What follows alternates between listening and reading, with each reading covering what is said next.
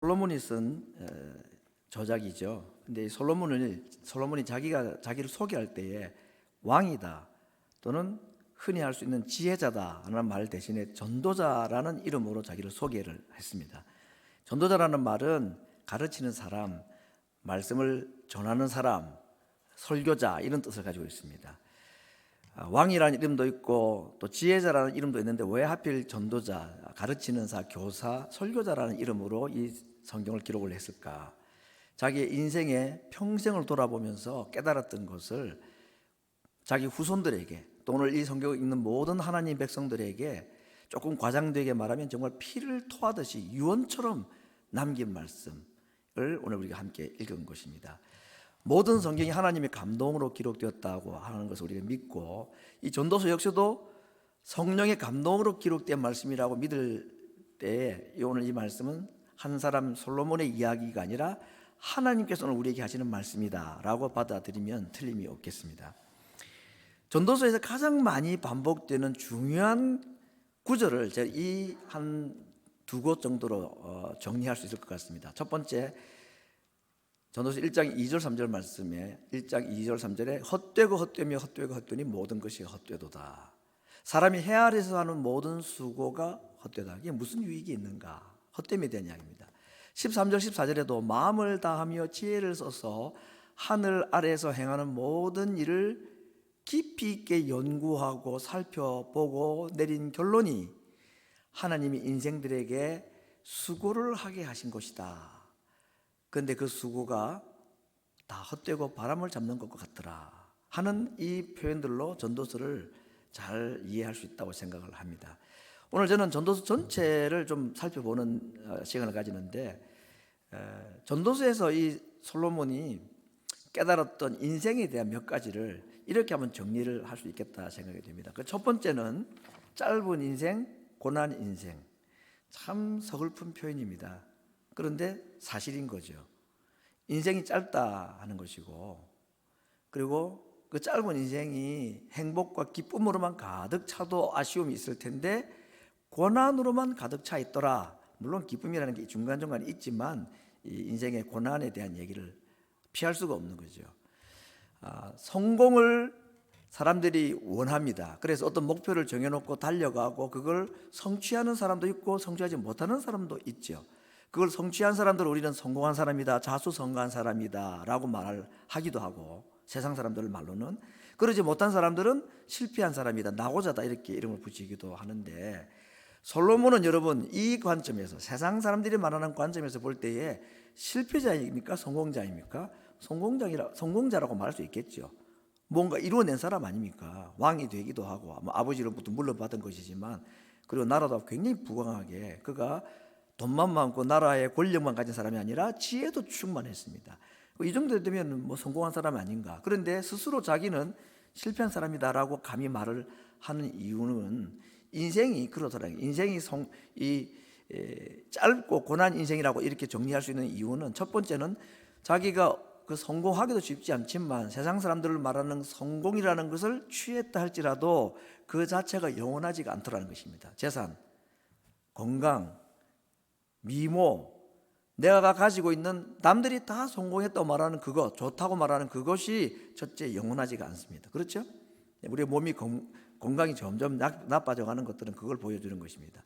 두 번째는 내가 가지고 있는 그 재산이나 재물이나 성공한 것도 영원하지 않지만 나 자신도 영원하지 않다는 겁니다. 인생이 80, 90, 요즘은 100세 시대라고 하니까 뭐 100세라고 치고라도 인생이 영원하지가 않습니다. 그렇게 볼 때에 오늘 솔로몬이 자기 평생을 돌아보면서 인생에 대해서 조금 부정적이지만 냉정하게 짧은 인생, 고난 인생이라는 이 말은 과장된 표현도 아니고 받아들일 수밖에 없는 사실이라고 생각합니다.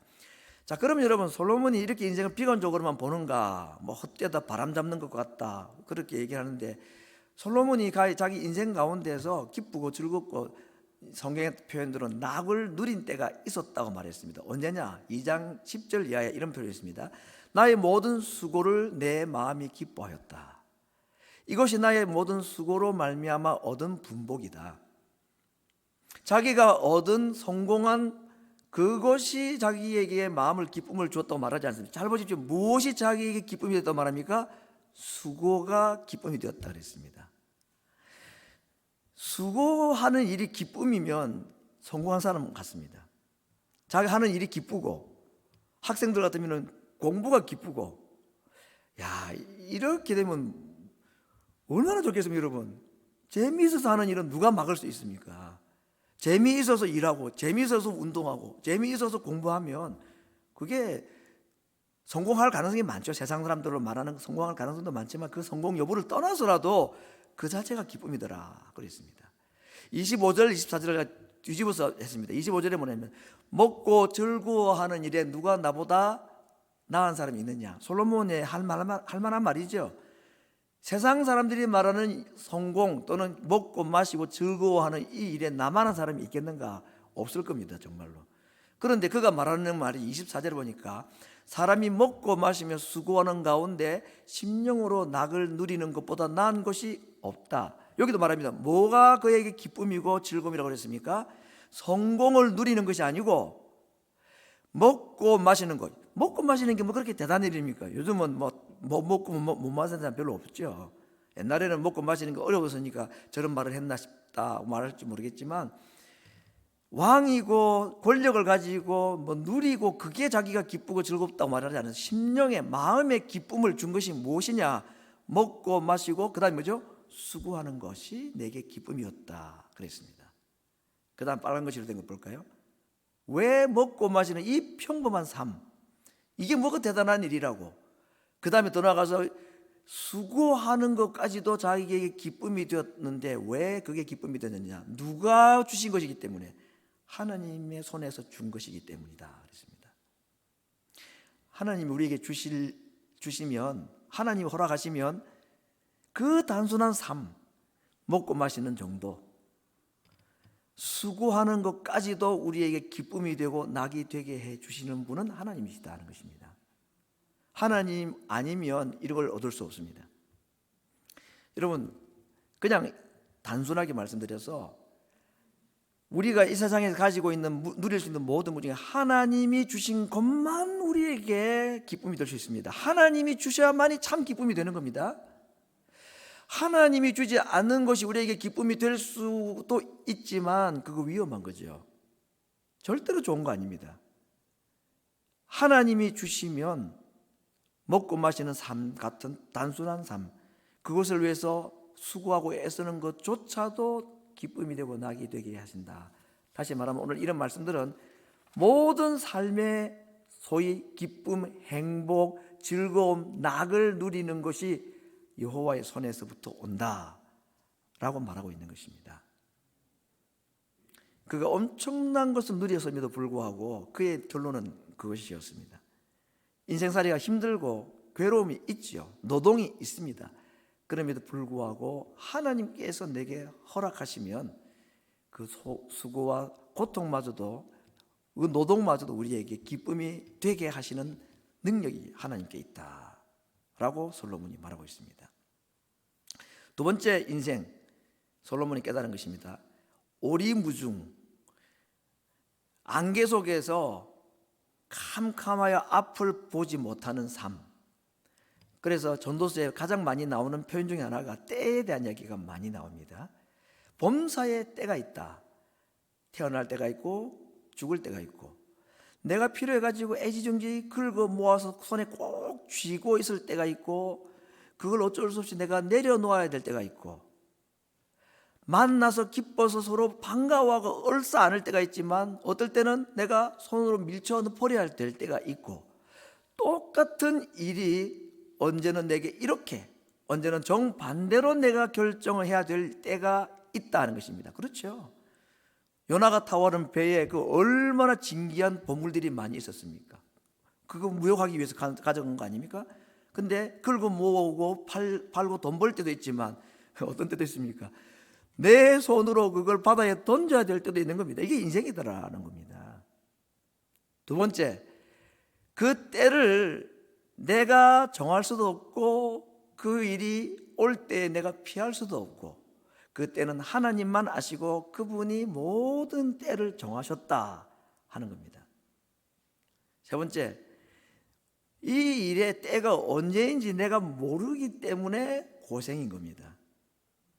여러분, 인생에 고난의 때가 있을 때에 3년 뒤에 내 인생 피인다, 내가 그걸 안다, 그러면 기다리죠. 3년 살지 못하겠습니까? 막 더한 세월이라도 분명히 뭔가 행복한 때가 오고 모든 문제가 해결이 되는 때가 있고 그 때가 언제인지 알면 기다립니다. 근데 그걸 모른다는 얘기죠. 분명히 때가 있는데 그 때를 내가 모르고 그건 하나님께만 속해 있다. 네 번째, 솔로몬이 깨달았던 때와 관련된 또 하나의 놀라운 사실이 뭐냐, 모든 것이 하나님의 때에 하나님께서 아름답게 하신다 하는 것입니다. 여러분, 이 네 번째 것 정말 믿어야 합니다. 특별히 하나님을 사랑하는 자, 곧 그 뜻대로 부르심을 입은 하나님의 백성들이 믿고 주장해야 될 것입니다. 모든 것이 합력해서 하나님의 때는 선이 되고 우리에게 좋은 것이 되는 이유가 하나님 자신은 선하신 분이기 때문에, 그분은 선하신 분이기 때문에 우리에게 선 외에 다른 걸 하실 수 없는 분입니다. 그분은 사랑이기 때문에 우리에게 사랑 외에 다른 것을 하실 수 없는 분이십니다. 하나님이 누구신가? 그분의 두 가지 이 성품, 그분의 선하심과 인자심이 영원하고 그분이 항상 우리에게 사랑이시라는 이 이유 하나 때문에 우리는 그분 때문에 안심할 수가 있는 겁니다. 왜냐하면 궁극적으로는 하나님께서는 우리들에게 모든 것이 선이 되도록 해주실 하나님이시기 때문입니다. 아무리 오리무중이고 앞으로 무슨 일이 일어날지 모르고 절망과 낙심할 수밖에 없고 그런 순간이라 할지라도, 아무리 힘든 고생의 삶이 연속된다 할지라도 이 한 가지 때문에 모든 것이 하나님의 때가 있고 때가 되면 하나님이 하나님의 손에서 아름답게 해주신다는 이 믿음 때문에 우리는 이 땅의 삶을 그래도 살아갈 수 있는 것입니다. 고로 이런 때에 대한 성경의 가르침이 있으므로 우리가 할 것이 무엇이냐, 제가 영어를 하나 써봤습니다. I surrender all입니다. surrender는 항복하다 그 말이잖아요. 제가 이 단어를 굳이 쓰는 이유는 찬송가 71장에 주께 드리네, 내게 있는 모든 것을 주께 드리네, 헌금송이라고 밑에 딱 타이틀이 붙어 있습니다. 제가 이 찬송을 헌금할 시간에는 아무도 불러본 적이 없습니다. 왜냐하면 거짓말 같아가지고 뭘 전부 다 드려요. 지갑에 지금 다 있는데, 남아있는 돈이 있는데. 이 가사는 헌금에 대한 얘기가 아니고 뭐 헌금도 물질도 포함하겠지만 하나님께 항복합니다, 그런 뜻입니다. 저는 하나님께 모든 항복합니다, 그런 뜻입니다. 포기가 아니라 맡김이죠. 그분을 신뢰하는 겁니다. 내 하는 방법, 내 생각, 나의 가졌던 욕망이라든지 또는 가치관, 추구했던 것, 이루고 싶어 했던 그 생각들, 그거 다 내려놓습니다. 왜? 가져봐도 바람이고 가지지 못하면 내가 절망할 것이기 때문에. 왜 하나님께 맡기느냐? 그분이 그분의 때가 되면 모든 것을 아름답게 하실 것이기 때문에 그분에게 맡기는 거죠. 7장 14절에 형통한 날에는 기뻐하고, 당연히 그렇죠. 공고한 날에는 생각을 하라 그랬습니다. 무슨 생각할까요?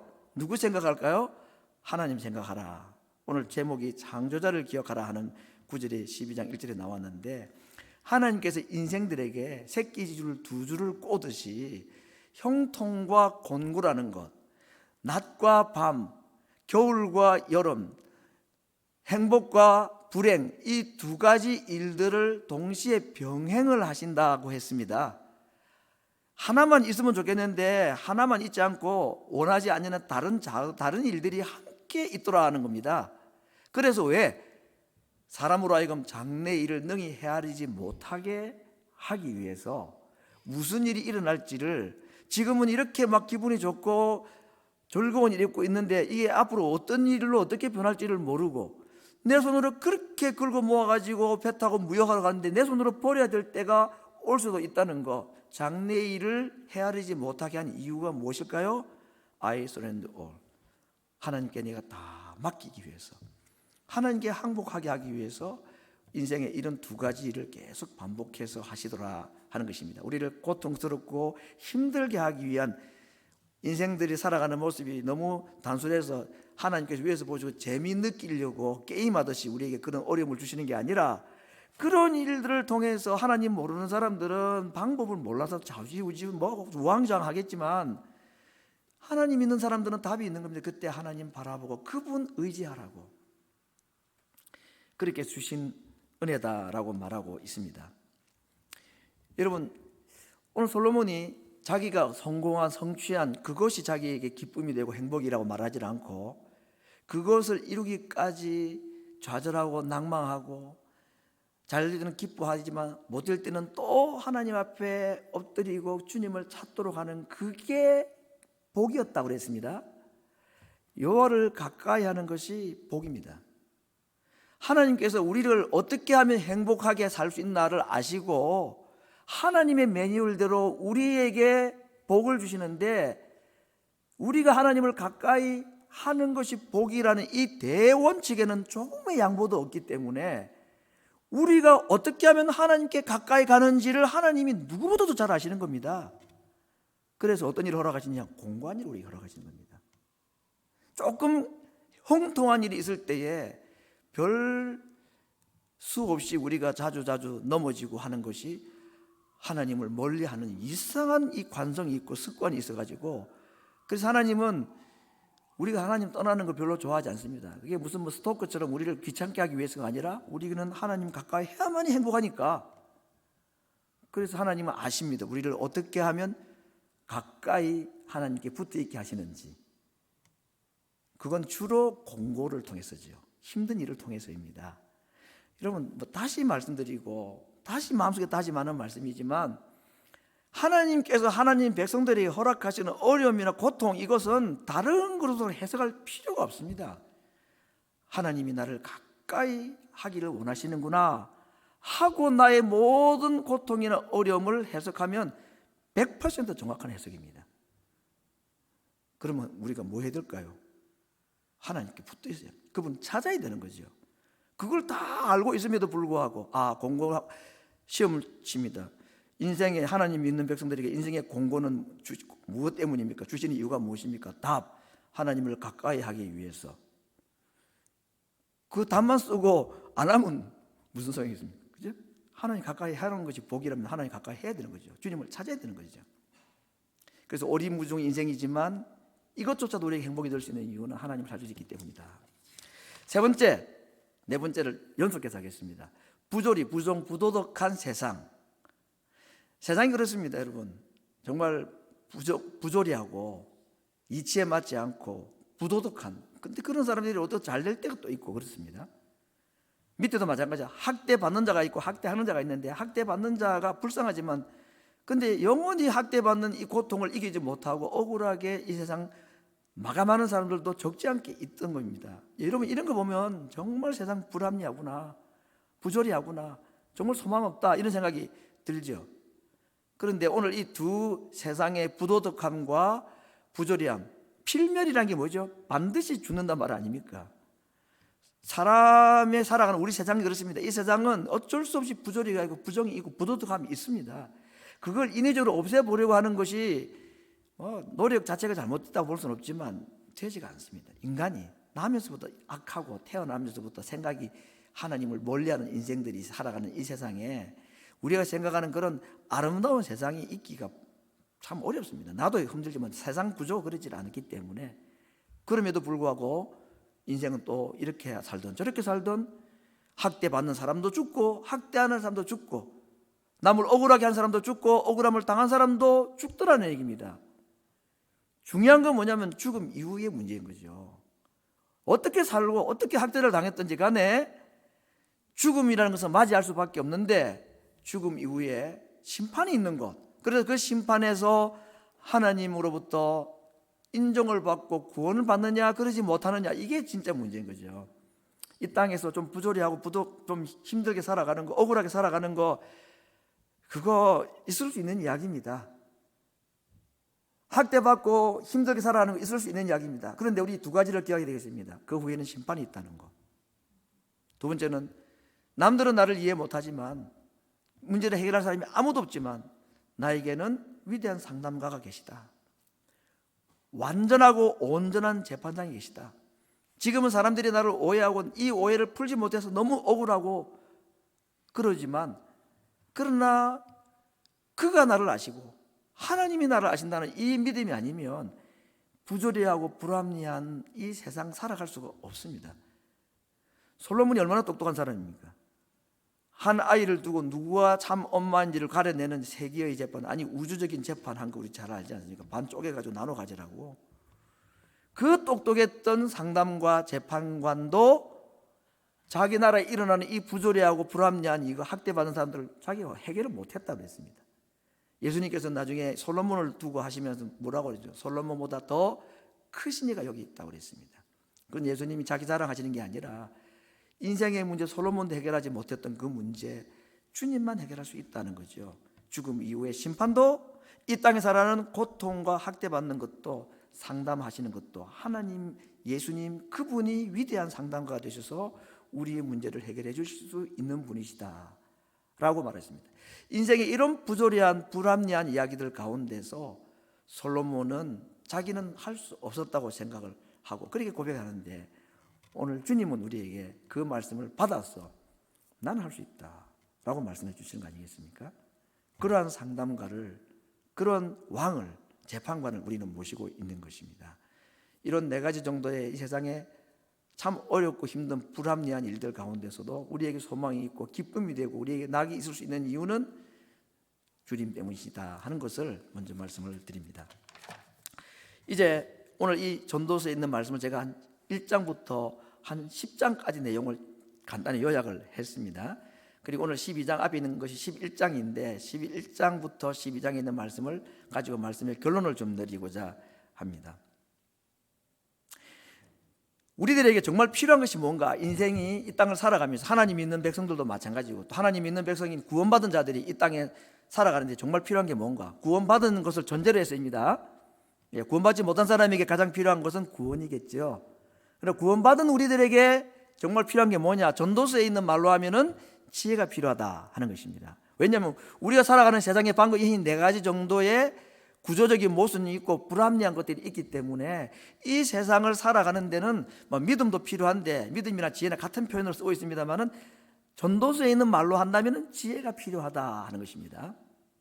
두 번째, 이 지혜는 하나님만 주실 수 있다는 것이 이 전도서의 가장 강력한 주장입니다. 정말 우리에게 필요한 것이 지혜인데 지혜는 하나님만 주실 수 있다라는 것입니다. 세 번째, 그 지혜가 뭐냐 도대체? 구원받은 자가 이 땅을 살아가는데 필요하다는 그 지혜, 하나님만 주실다는 그 지혜가 무엇이냐? 오늘 새벽에 제가 드린 말씀인데 잠언서를 가지고 말씀드렸습니다만은, 아무튼 이 교육은 반복이 제일 좋은 방법이라 그러니까 또 같은 말씀을 드려봅니다. 첫 번째, 지혜가 뭐냐? 여호와를 경외하는 것이 지혜다. 하나님 생각하고 하나님 인정하는 삶이 지혜로운 삶이라는 것입니다. 하나님을 두려워하고 그분을 의식하며 살아가는 것, 그분을 인정하며 살아가는 것이 지혜의 근본이고 지혜의 시작이다. 여기서부터 지혜가 출발한다라고 말하고 있습니다. 이것이 옳은가 저것이 옳은가, 이렇게 할 것인가 저렇게 할 것인가, 인생의 많은 순간 선택을 해야 될 때에 지혜로운 선택이 필요하죠. 길게 볼 때 이것이 어떻게 될지는 모릅니다. 모든 게 시간에 있고 때가 있는데 후회 없이 하기 위해서는 지혜로 결정해야 되는 게 맞습니다. 근데 그 지혜가 뭐냐? 하나님께서 뭘 원하실까? 이겁니다, 여러분. 하나님이라면 어떻게 하실까? 라고 묻고 거기에 맞게 결정하는 것이 후회 없는 지혜의 결정이 되는 것이다 하는 것이고, 바울은 예수님이 하나님의 지혜라고 말했습니다. 그러므로 인생의 지혜에 꼭 필요한 이 지혜가 예수님이시다 그 말이죠. 다시 말하면 예수님이 내 마음에 계시다는 사실을 기억하는 것이 지혜로운 삶이다 얘기입니다. 제가 이 주제는 자주 말씀을 드렸습니다. 정말 많이 자주 말씀을 드렸습니다. 예수님을 믿는 자는, 물론 그건 내가 예수님을 선택한 건 아니죠. 내가 예수님을 선택했습니까? 예수님이 나를 선택하셨습니까? 예, 하나님이 나를 선택하셔서 내가 예수님 믿게 된 거죠. 나를 선택하신 하나님께 반응한 것이 믿음인 것뿐이지, 내가 큰 결단하고 다른 거 다 포기하고 내가 당신을 택하겠습니다. 내가 엄청난 결단을 했습니다.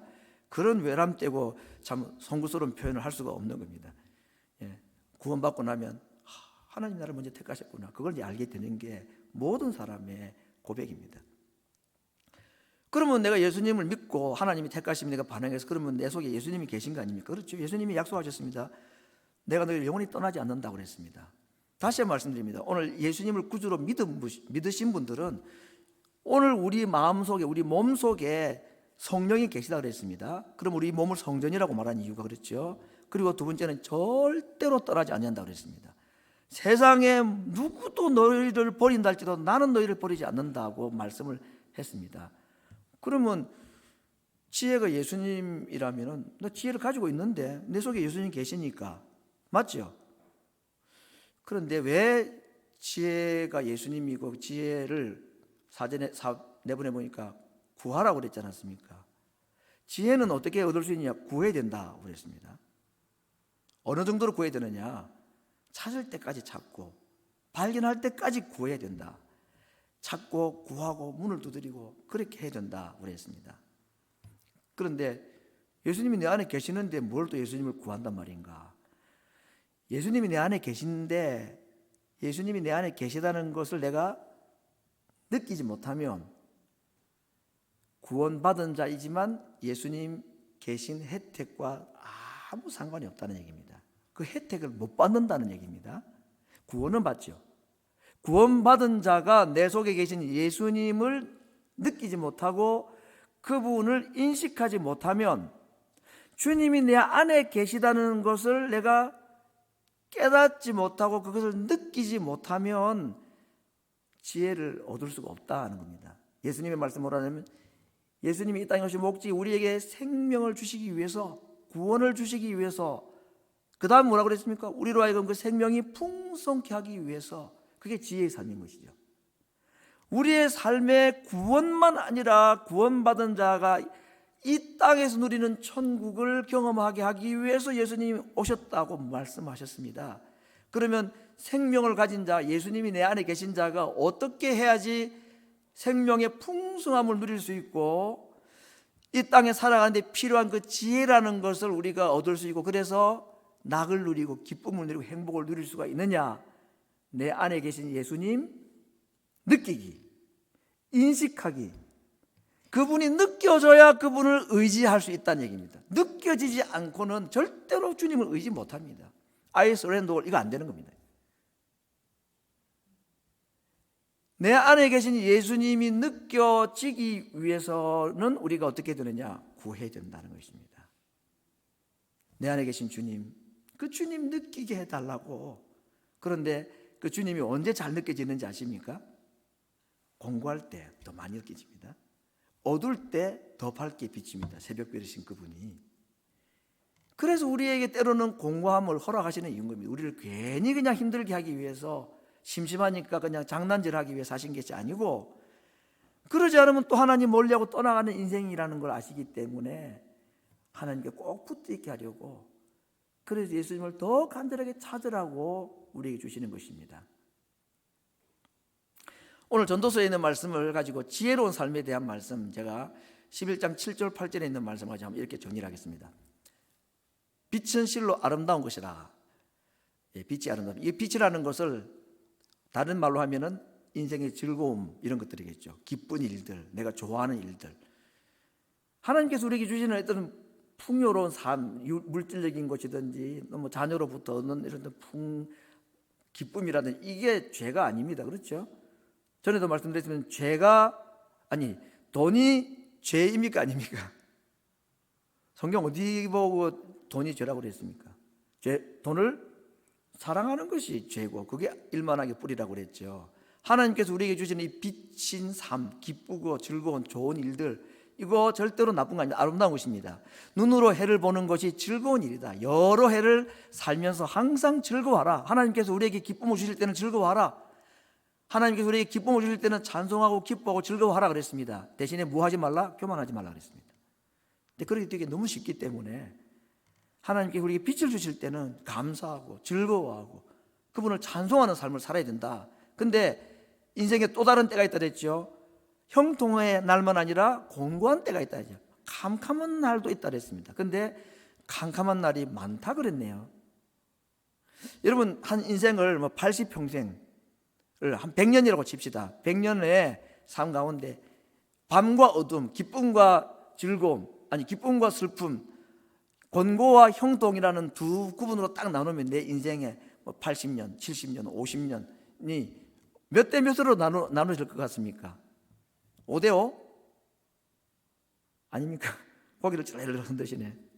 어느 쪽이 더 많은 거지? 사람마다 다를 수 있는데 60도가 추운 사람이 있고 더운 사람이 있듯이 그거 중립 지역이 많을 것 같아 보이는데 일반적으로 그런 것 같아요. 공고한 날이 참 많고 캄캄한 날이 좀 많다.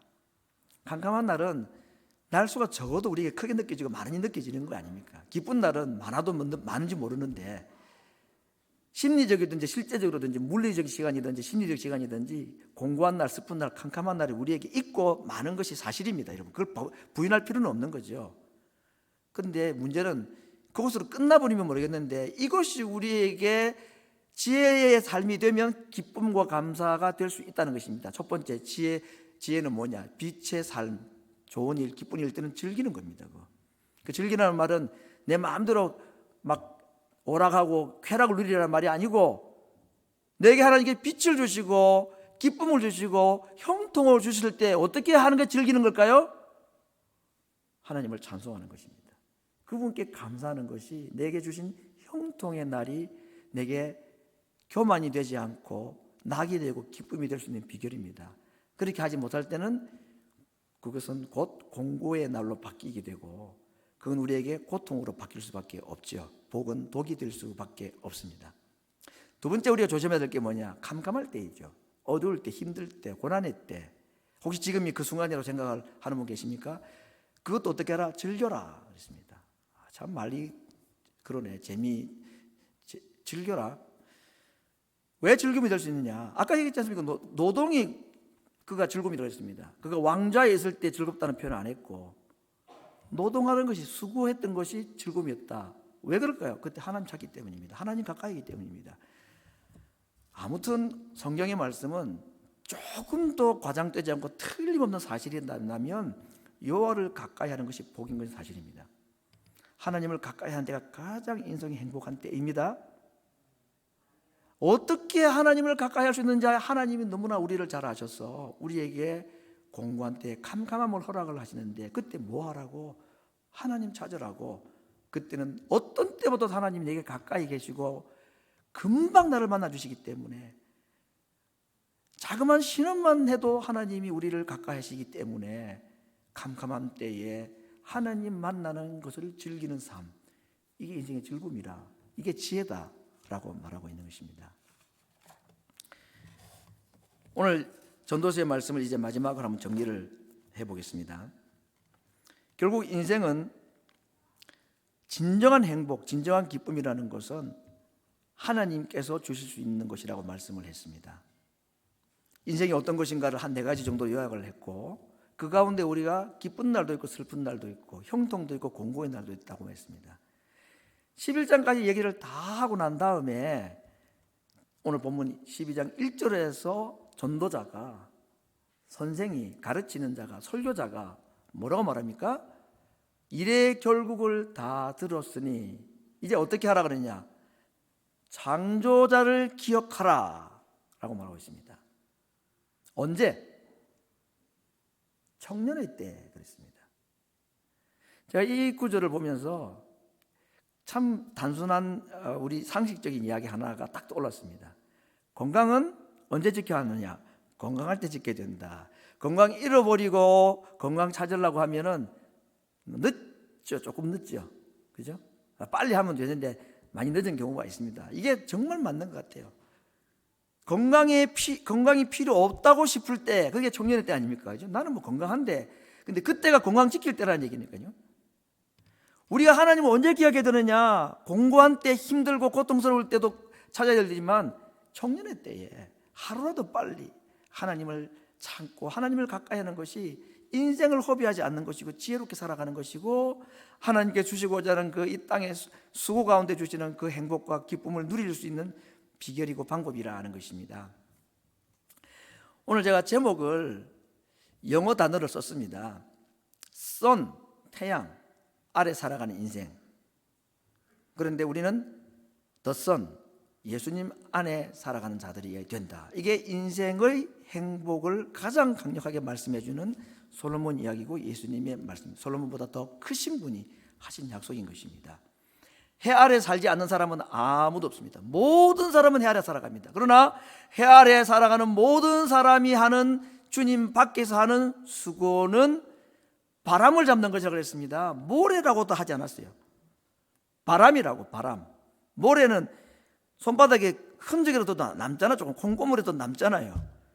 바람은 없습니다. 바람은. 해 아래 살아가는 자들이 정말로 누구를 바라봐야 될 것인가? 예수님 바라봐야 돼. 예수님만에 살아가야 된다라는 것입니다. 그것이 어떤 것이냐? 하나님을 기억하고 창조자를 기억하는 것. 하나님은 태양도 만드셨지만 예수님도 보내셨습니다. 우리에게. 해 아래 사는 자들에게 정말 필요한 것이 예수님이라는 걸 아셨기 때문에 선 아래 살아가는 사람들에게 하나님은 자기의 아들 선을 보내주셨습니다. 그분 안에 들어가는 사람, 너희가 내 안에, 내가 너희 안에 거하게 될 때에, 너희가 내가 하나가 될 때에 그때 비로소 풍성한 열매, 풍성한 삶이 시작된다라고 말씀을 하셨습니다. 2022년 해 아래 살아가는 모든 성도들, 하나님께 주신 그 아들 되신 예수님 안에 거하는 삶, 그 주님을 찾고 그분을 부름으로 내가 그분 안에, 그분이 내 안에, 내가 그분과 하나가 되었다는 사실을 날마다 생각하고 그걸 느끼고 체험하고 인식하면서 공고한 때 오히려 그 하나님을 의지하고 힘들 때 그분을 부를 때에 우리 옆에 계셔서 우리에게 말씀해 주시는 그 주님과 날마다 만남으로 우리에게 주신 이 땅의 삶이 헛되고 바람 잡는 삶이 아니라, 공고한 삶이 아니라 그 가운데서 하나님 주시는 참 기쁨, 행복, 낙을 누리며 살아가는 하나님 백성들 되기를 바랍니다. 2022년 이 주님의 약속을 붙잡고 해 아래에서 하나님의 아들을 붙잡고 그분을 나의 마음속에 깊이 있게 인식하며 그분과의 만남을 통하여 하나님이 이 땅에 주시고자 하는 참 만족과 기쁨의 삶을 살아가는 하나님 백성 되기를 말씀으로 축원합니다. 우리 같이 한번 기도하겠습니다.